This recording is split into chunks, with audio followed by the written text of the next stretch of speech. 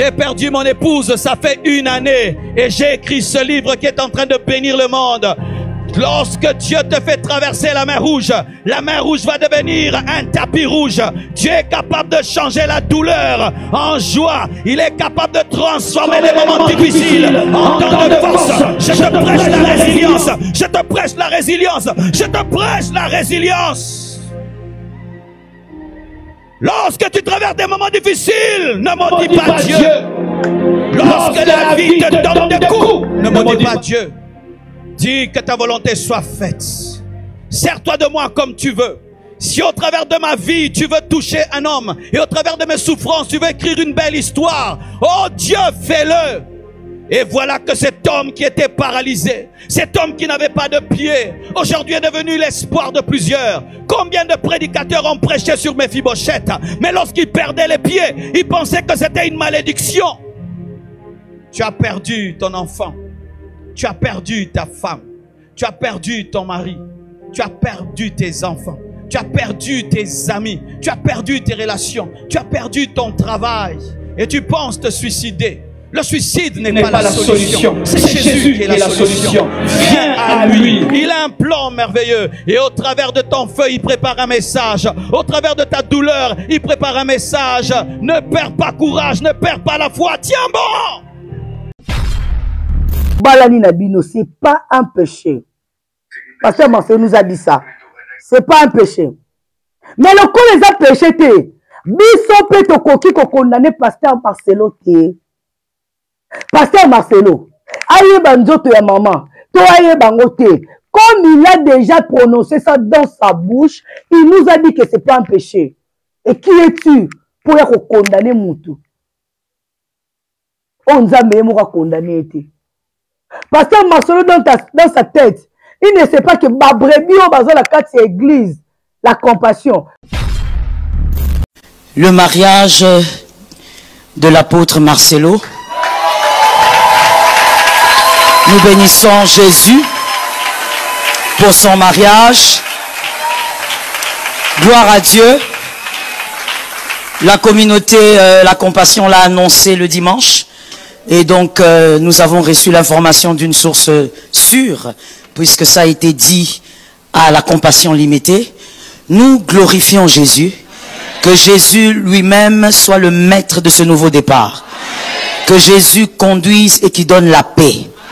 Et que la victoire l'accompagne comme la victoire a toujours été avec lui. Je tiens à dire à quelqu'un, surtout de cette assemblée, rien ne vaut le ciel.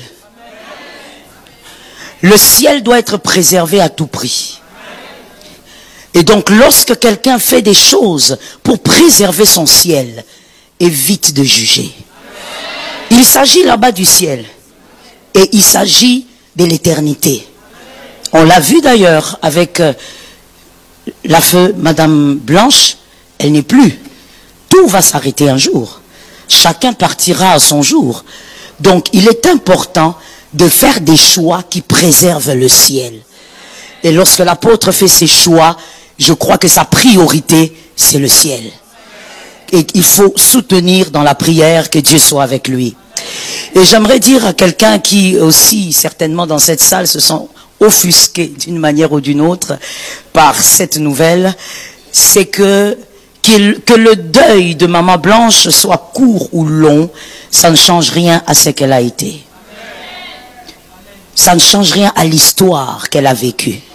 Que le deuil de Maman Blanche prenne 2 jours, ou 4 ans, ou 10 ans, ou 30 minutes, ça ne change rien au fait qu'elle a été une ascète.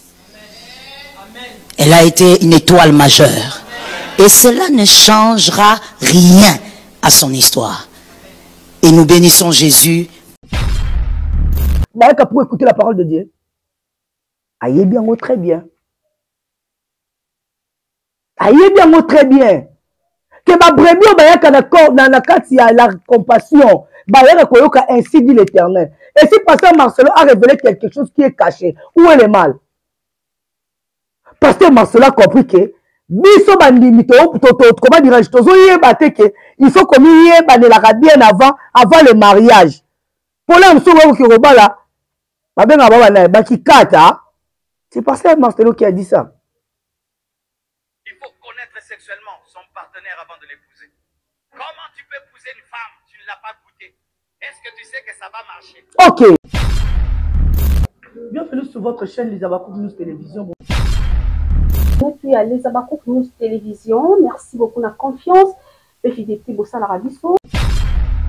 Oye moko, Stella Swamana Esakaya, Wazalendo. Yeah, Stella oh kao, Swamana oh mama, nakobangero. Mama Nazari, ilambalamba Stella Swamana, rambi imbondo aramba koto, abakuki ya tongo. Ndo abakuki Stella Swamana na biso, toto atembe oh yeah.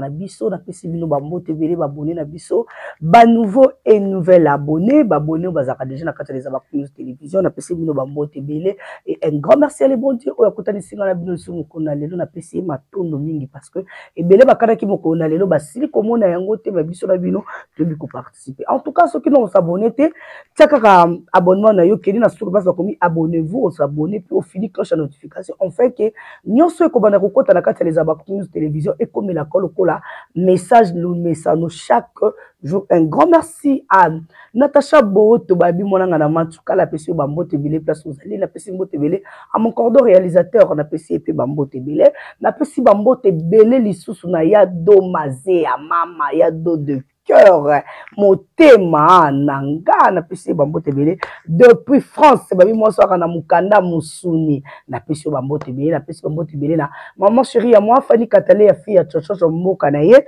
na pesi bambote là où vous êtes en plein tournage maman je t'aime beaucoup et puis na pesi mbote belé na maman fille Maemba la mère adoptive aussi de Stella Swamana et pourquoi pas la maman Monique Ntala Louvol depuis Canada na Montréal Sandrine Mebonga ya pembe bambote belé na yo nata bukaka malaise aigle jaune babi moi soir na 10 ans la carte à Paris yo pe na pesi bambote belé na pesi bambote belé na nga na rituuma de mon cœur de Afrique du Sud maman na feza mukuna yo pe yango wana pourquoi pas la Marie-France Kalonda yaba Marie-France en tout cas lelo vraiment ceux qui na bengami liboso na bino na eto mekape ko sala analyse équilibrée le barabongo tonton décor ilonga abaka Stella Swamana analyse équilibrée to mekape ko sala analyse par rapport il y a remariage, il y a notre pasteur Marcelo Tunasi, automoni na mukolo na lobby mercredi, lobby mercredi azo qui est déjà kobala nanande kona maman na biso Esther, Aïcha si je me trompe pas avec le nom, azo qui est déjà kobala na mukolo na lobby na Belgique.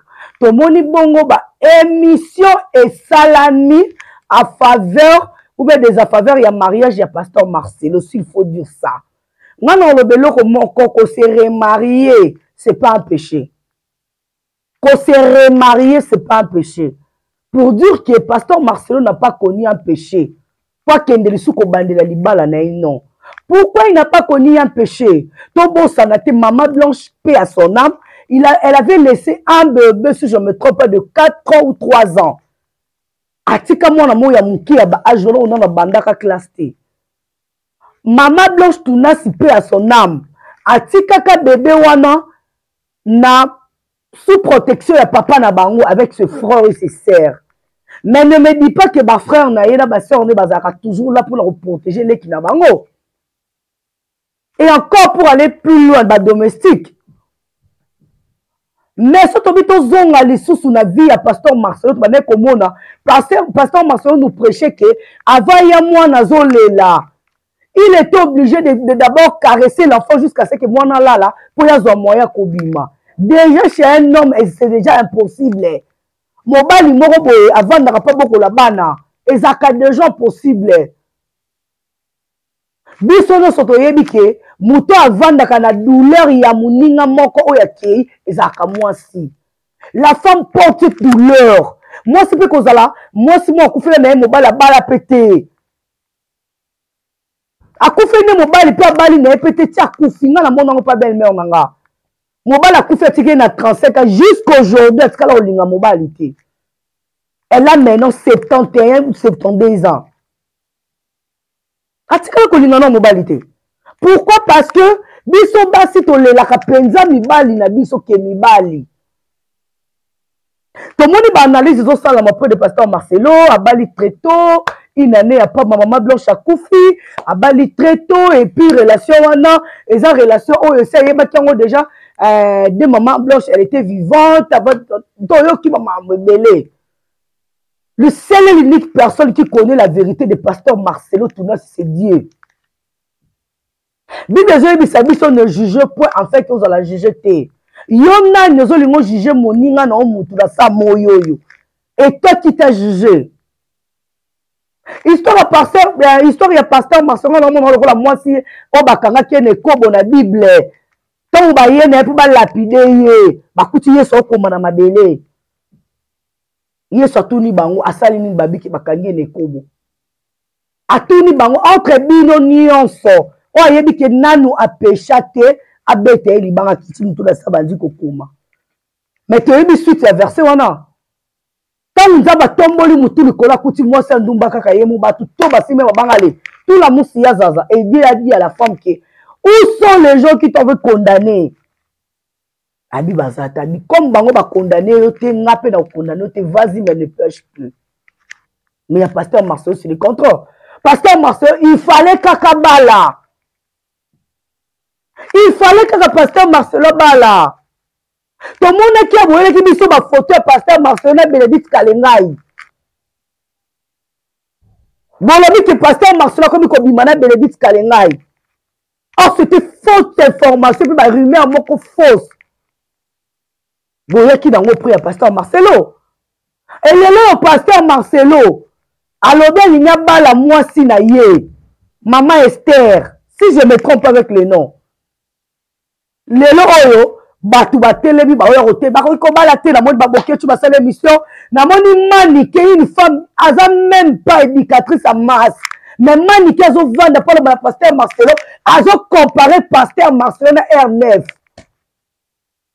Manike azo comparer pasteur Marcelo na R9 Manike obi ki amoyo na moni onje mutune amoyo do kaka pour le baké kolinga mobile ko pasteur Marcelo ko vivre na R9 baba linga ko kufa mi boma pona bango biso nyonso la carte internet ya mutu ebi vérité liwa maman Blanche azakate pasteur Denis Lesi exilé politique ayaka ko kosa biso lobi ke maman Blanche ekende ko sel sa baby hier mais tina lelo to yebi vraie version ya liwa ya maman Blanche te et puis tina lelo bandeko ya maman Blanche o bazaka ana qui ça précisément na ma campagne non ba le kate na TV ba ko bisa biso quelle était babani cause ya liwa ndeko na bango c'était quoi on s'est réveillé un bon matin comme ça tout le monde va publier moi ça pasteur Marcelo akufi mais tina lelo to tikala ko yeba cause ya liwa moi ça pasteur Marcelo te le kola to yeba cause te ça veut dire que on nyonso ya na réseaux sociaux za rumeur. On nous sur les réseaux sociaux, ils ont rumeur auprès de pasteur Marcelo. Mais nous que je sais là-bas tout passi, n'a pas prédication ya pasteur Marcelo, ils ont pas dur. Pasteur Marcelo nous trop le bandeni. Avec ta biso ba coup dur n'a pas prédication na yé. Ton là qui a tout l'amour qui te dit pasteur Marcelo nous a révélé quelque chose au même Bible et sa biso. Par là, tu recolobaké pasteur Marcelo ne recoloba ton région de bateau ba olobaki ayebaki déjà maman ou bien ton région de bangoté. Par rapport à Badir, il y a vidéo wana. Pasteur Marcelo nous a révélé que au koki koba la moi si to boye bani na nzoto te. Po osomona babala na mutu oyo yebi vie na été pasteur Marcelo nous a révélé ça. Mais la Bible nous a dit mobile ko yeba nzoto ya moi c'était soki nanu bobalani te. C'est un péché. Mais mes frères et sœurs, mes abonnés, désormais, pasteur Marcelo nous a fait révéler que, comment dirais-je, qu'on y a déjà dans bolingo entre moi, c'est un mobile, c'est pas un péché. Et du moins, et ça réalité à vie pour, oyeba, mouto, zobalala, est-ce que, à kokoka, ta kokoka yote, à kokomiso place, ta kokomiso te. Le contraire de tout ce que la Bible nous a dit. Moi, je ne viens pas pour condamner Pasteur Marcelo pour Bali. Non. Il peut se remarier à 5 ou 6, 7 fois, comme son cœur a désiré. Akoko ba na 150 000 fois, ça monte bala lobi, bala 100 000 fois, 200 000 fois, akoko bala na ye. Mbongo yebi makuneze ya binote, yote mtoko pese le mbongo dot, yote mtoko sombe la moisi robe, yote mtoko sombe le veste, puis n'est pas à la Belgique wana, nous ta fouté lié billet à zate. Mais et nous ça ka passé, Pasteur Marcelo nous a dit, ayeba ki déjà maman na biso, ayeba ki déjà Kati ya maman na biso avant babala. C'est pas moi. C'est Pasteur Marcelo qui a dit ça. Donc, yo frère, on l'accélérateur R, l'église, aussi, la Bible a dit, il ne faut pas toucher avant le mariage. Ozo soumukasa oyeba. C'est pas moi, c'est Pasteur Marcelo. Et aujourd'hui, Pasteur Marcelo nous a révélé aussi que ata boko finga ye pa monaka ke bo finga kaye, il s'en fout. Il sait très bien que boko ya ko finga ye. Pourquoi? Parce que ma vie privée ya batou et comment ma vie analyse ya batou ba ko fande la ngona plateau. Pour ba ko sale la mutu analyse par rapport ya vie ya mutu ye moko. C'est regrettable. Pasteur Marcelo, nous les chrétiens, comme du Christ, tu en as besoin, ce qui concerne votre vie privée avec vos femmes, on n'a pas besoin de ça, Pasteur Marcelo.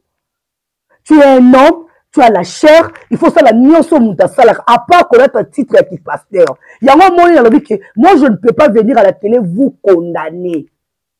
Non, il y a qu'on condamner Pasteur Marcelo. Il est libre de se remarier. Azan est libre.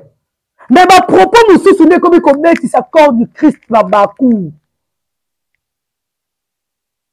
Comment Pasteur Marcelo nous a dit, Batu bane kozelangai na vanda na ki célibataire qui veuve tomulai na yebi de relation na ngalanzambe. Vous allons na yoka mona. Sona nabo sanité. Pasteur Marcelo nous a révélé ça. Pasteur Marcelo nous a montré que c'est capable, il y a beaucoup fait la moitié lelo. Au bali non peut lobby, c'est pas un péché. C'est pas un péché. C'est pas un péché. Au koko iba non moitié au bali non moitié lelo, lobby pe bobalani na bino, c'est pas un péché. Pasteur Marcelo nous a dit ça. C'est pas un péché. Mais le coup les a péché te. Biso pe to koki ko condamner Pasteur Marcelo te. Pasteur Marcelo, aye banzoto ya maman, to aye bangote. Comme il a déjà prononcé ça dans sa bouche, il nous a dit que c'est pas un péché. Et qui es-tu pour condamner Moutou? On nous a même condamné. Pasteur Marcelo dans sa tête, il ne sait pas que ma brebis au bazar la carte c'est église, la compassion. Bah pour écouter la parole de Dieu. Aïe bien, très bien. Aïe bien, très bien. Que ma brebis au bazar dans la carte il y a la compassion. Bah ainsi dit l'Éternel. Et si Pasteur Marcelo a révélé quelque chose qui est caché, où est le mal? Pasteur Marcelo a compris que biso bandimi comment dirais-je il faut comme il bien avant le mariage. Pour là c'est Pasteur Marcelo qui a dit ça. Il faut connaître sexuellement son partenaire avant de l'épouser. Comment tu peux épouser une femme, tu ne l'as pas goûté? Est-ce que tu sais que ça va marcher? Ok. Pasteur Marcelo qui a dit ça. Il faut goûter. Est-ce que tu peux marier une femme que tu n'as pas goûté? Est-ce que tu crois que ça va marcher? Pasteur Marcelo. Pour dire que Azana Makila na maï. Na départ à Maman Blanche. Na belanga oyeye. Il avait envie de goûter une personne. Avant le mariage, il faut. Il nous a dit, est-ce que au koko bala moi si on me quitte, Est-ce que Nana Ebiso qui est Simba? C'est pasteur Marcelo. Là, c'est un. Et deuxièmement, pasteur Marcelo nous a dit, biso tokanisa ki lokola, akoumena na ki célibataire, ayebi relation na ena Nzambe. Remarquez quand un homme, sa femme meurt, il se remarie vite.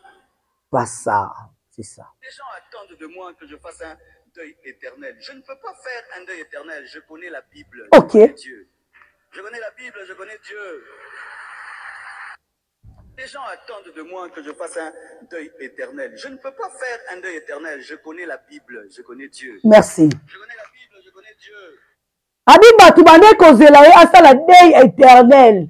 De aïe la maman blanche, jusqu'à sa dernière demeure. Abi jamais. Aïe Binzambe. Tant où il y a les maman blanche et coquille. À quoi sert bon tout ça la banalise sur la personnalité d'une personne qui est déjà partie? À quoi sert bon les qu'on christifier pasteur Marcelo na oyo ça le la vie privée naïe? Du moins, ce que nous pouvons faire ça, tobo yande badiro eza coup dur azobeta biso sous le cher. Pour cher wana to mona, eza bese que tumbelu ya Nzambe. Eza place au basala ba compte à rendre te. Peut-être tu peux accepter que non, pasteur Marcelo, ce qui est plus important, si vous voulez parler vos histoires là, salangwata na bureau, ou bien salangwata na ndaku, tu fais des vidéos, au postant on a TikTok na yo, au postant on a YouTube na yo, ça peut faire du bien, mais na cher, oui, voilà to lobela et tout belo Nzambe. Mais il y aura qu'on vanda bo na kiti, il y aura qu'on Marcelo, obali po na nini, on le lit maman blanche te, non, là, le karma existe. Tant que vous avez que la lipotinaliste pasteur Marcelo, est-ce que tu as mis sur la qui t'a la vomima? L'union que pasteur Marcelo a montré qu'il a vendu une année en cachette avec une femme, mais il se dit que pasteur va vivre bassi na bango mi balé bisa to boy OK. Mais ba téma ba prêcher ainsi dit l'Éternel. Na muto okuta kena ko bala moi sa kufa. Na muto azo sangisa bassi mi balé bisa comme le pasteur. Corps du Christ. Nani oza mosumuki. To nani on va contrôler les sumu. C'est pas pasteur Marcelo. C'est pas pasteur Marcelo. Mais le contrôle, nous avons aboyi mouton sur la impudicité. Pasteur Marcelo n'a pas connu l'impudicité. Donc du moins, a remarié parce que sa femme a été déjà décédée. Ça fait une année. Aïe kobala nae. Ma bise à côté de nous. Bien-aimé dans le Seigneur, là où la Bible avait écrit que qu'on découvrit dans le mouninga na yote, pendant le bobalanite, pasteur Marcelo a changé cette verset en disant que il faut connaître ta femme avant le mariage. Est-ce qu'il fallait ou bien il ne fallait pas? Moi, je dirais, eza opinion à pasteur Marcelo. Peut-être, à koutalaka na ba choc moko boye. Oh, biso na bino to yoka vidéo, to ta la vidéo. To zongo na ndengo pasteur Marcelo vous relate. Peut-être. Ne to yoka vidéo. Nandenge to zola ngo biso na bino. Peut-être za ndenge moko na pasteur Marcelo zo relate. Il n'y a pas fumé sans feu. Peut-être peu. Et ça est là comment comme la pasteur Marcelo na moi si moko boye. Abala qui peut être ayeba qui te nini onga nani onga la bali. Et quand il s'est retrouvé encore devant le mariage, alors lui je ne peux pas me marier sans pourtant goûter. C'est que pasteur Marcelo a goûté.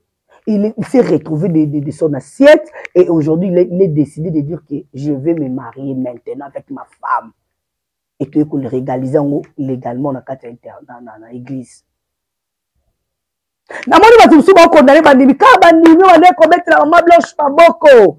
Lelo ka bandimi yango lelo yo. Babesi pe maboko yo na nouvelle yo pasteur Marcelo a ekopesa pona aokende kubala mes chers sœurs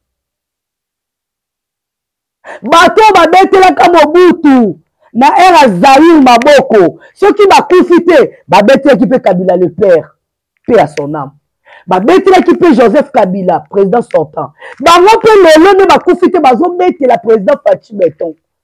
Pourquoi? Parce que c'est son époque. À chaque époque mutu na mutu azozwa ba honneur d'ailleurs, ba grâce d'ailleurs, quand ningi zalaka.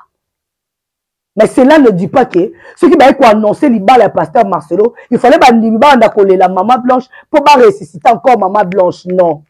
Ceux qui moi nanaye moko kuta mobile, il a dit que patika papa la bangwa bala, berebi au pasteur Marcelo kuta na ngoti.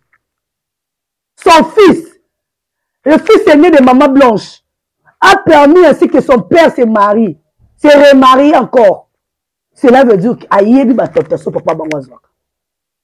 Donc biso to libanda to koya ko pekisa pasteur Marcelo te. To koya ko bamba pasteur Marcelo mabanga te parce que aki ko se remarier. Non. Pasteur Marcelo pe atiki maman blanche te de son atiki comment dirais-je? Atiki maman blanche te vivante pas que ko bala maman Aisha. Non. Maman blanche a koufaki déjà. Pasteur Marcelo, la vie continue. Toi, tu as dit que pasteur Marcelo Balobani, Baba qui désormais au commis libre. Il faut ça à Bala. Donc, pour la vie, tu as condamné pasteur Marcelo, ce n'est pas la peine de condamner pasteur Marcelo. Pasteur Marcelo a ça sur la vidéo, il fallait goûter, pas qu'il ne Bala. On a été vidéo pasteur Marcelo. A goûté Monique, il s'est retrouvé à son assiette, à tout Bala. Bon, linga que lobby déjà. Moi, je vais vidéo ça mardi. Lobby mariage à pasteur Marcelo. Et puis, lobby mouta y en a été. Donc, à a sans caméra, sans photo, sans vidéo. Eh, pasteur Marcelo. Bonne chance à pasteur Marcelo pour la félicitation parce que abo il est côté la pasteur célibataire pour asimbatika pour lobby ba serba lo ba ki nga kutu abi non. Il doit s'engager. Félicitations pasteur Marcelo, puis félicitations sa femme aussi comme Azapi Moussel Nanzambe, c'est une maman pasteur, peut-être à conduire pasteur Marcelo, na maman Mike na cher, pasteur Marcelo, otika koloba, bloco zobe takaba mabaku na cher. Mais yo maniqué, osan a droit koloba na pasteur Marcelo, te, pour yo moko aux exemples à suivre, te. Ok? Pour comparer pasteur Marcelo na R9 na yo te. Pour il n'y a pas match, il n'y a pas photo. Maniqué. Pour le pasteur Marcelo, ça n'est pas R9. Je ne pense pas. En tout cas, merci beaucoup pour la petite analyse. On a ça, Elibino. Et ça, juste pour le pasteur Marcelo, parce que tout le monde va pas loba, mako soya lobby, va lobby, va par rapport à Nengeli Kamangozo comme il a bango. Mais j'espère que vous comprenez ni to loba pasteur Marcelo Azamutu. Donc il est libre de ses opinions, il est libre en tout cas, merci beaucoup à tous nos abonnés fidèles. Je dis un grand merci à Natacha Bohoto, la propriétaire de cette plateau. Je dis un grand merci. Bienvenue sur votre chaîne Les Abakouk News Télévision. Puis à Les Abakouk News Télévision, merci beaucoup de la confiance. PFDP Bossa Larabiso. Yemoko, Stella Swamana Esagaya, Wazalendo. Stella oh kao Swamana oh mama nakobangero mama Nazari ila maramba Stella Swamana rambi mbondo aramba koto abakuki ya tongo ndo abakuki Stella Swamana na biso toto atembe oh yeah.